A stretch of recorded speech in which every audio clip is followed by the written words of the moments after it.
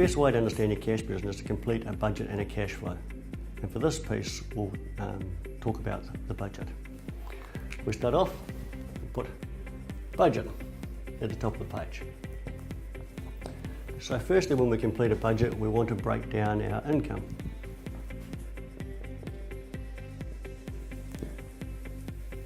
For dairy farmers, that principally comes under milk,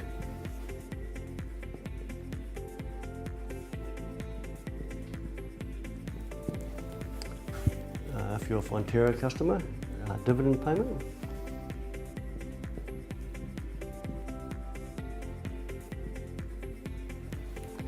and thirdly from the sale of your livestock to the freezing works or locally.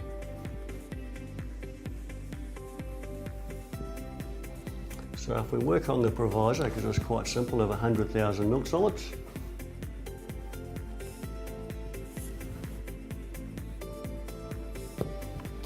with a dairy payout of $5, a dividend payout of 50 cents, and averaging out of your cow cows and your bobby cows works out at about 25 cents. So I think I can probably do the maths on that one. So we've got milk income of 500,000. We've got a dividend payment of 50,000, and we've got livestock income of 25,000. For the purpose of this exercise, we'll presume that is the entire income. So the total of that is 575,000. The next stage is, what does it cost us to make that milk or to produce that milk? That's what we call farm working expenses. Right, this is where it gets complicated, because all farmers have a different cost structure, and if we try and average it out, if you like, in the past couple of years it's been close to $4, but at the current times we're trying to pull that back. So in pulling that back, let's aim for $3.50. Now what's included in the farm workings expenses is your vet expenses, your power expenses, your feed expenses, your administration expenses, repairs and maintenance, vehicles. So as a total, all those things are listed, but as a total, we'll say $350,000. Now understand that that's $3.50 per kilo of milk solid. So if we take one from the other, so we've got 575 minus 350,000, we've got 225,000 remaining. Now most of us who are farming have borrowed money, so the next part of it is the finance cost. Now the finance cost includes borrowing money, and it also includes lease payments. But let's say for this example we've borrowed $2 million, and we've borrowed that money at 6%. We don't need that dollar sign.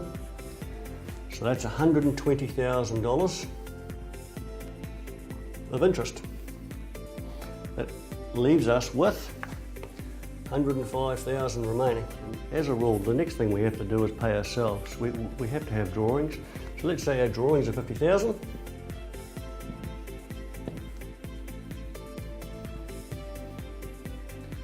There's 55,000 remaining. So from the 55,000, there's a little bit of capital works. 15,000,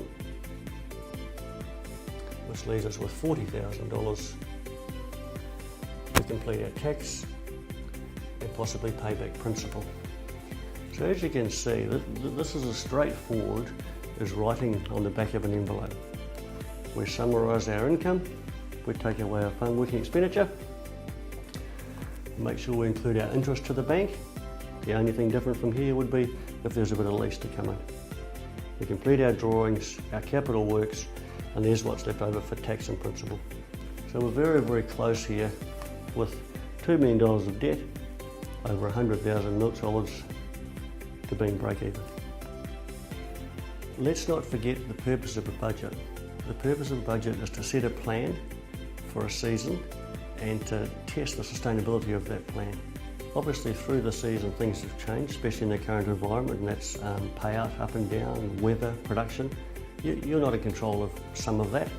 At the end of the day, this is a test to say, at these levels, this is what drops out the bottom, giving you a better understanding of your business.